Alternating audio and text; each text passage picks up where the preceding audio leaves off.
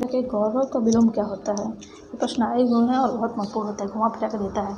तो गौरव का हो जाएगा लाघव। कह रहे कि आगत का विलोम क्या होगा? तो अनागत हो जाएगा। बलराम का पर्यायवाची क्या होगा? बलराम का हलधर होता है, बलभद्र होता है, तो बलराम का पर्यायवाची हलधर हो जाएगा, हलायुद्ध हो जाएगा। उहापोह का पर्यायवाची क्या होता है? तो उहापोह का असमंजस हो जाएगा। उत्कंठा मतलब लालसा होता है। खुदा पहाड़ निकली चुहिया, इसका हो जाएगा बहुत मेहनत करने के थोड़ा सा लाभ मिलना। चौथा का चांद होना मतलब किसके लिए? शुभ होना। निश्चेष्ट में संधि कौन सा है? तो निश्चेष्ट का निश्चेष्ट हो जाएगा। निश्चेष्ट विसर्ग संधि है। सूरज का सूर्य होता है। वर्तनी की दृष्टि से बी अंतर्राष्ट्रीय। सही शब्द चयन कीजिए। सही शब्द परिणीति होता है, परिणीति।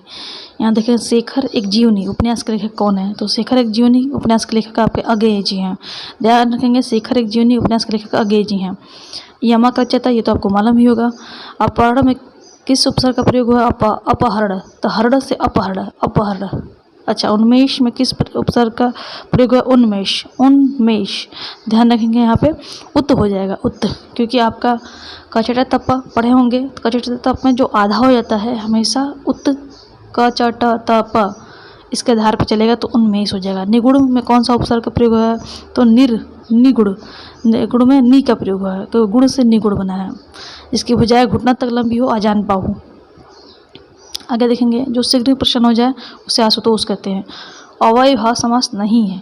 यहाँ पर देखेंगे आय व्यय अव्ययी भाव समास नहीं है। आगे कह रहा है कि इस देश में हिंदी भाषा का प्रयोग एवं बोलने किया जाता है। किस देश में? तो ये मॉरिशस।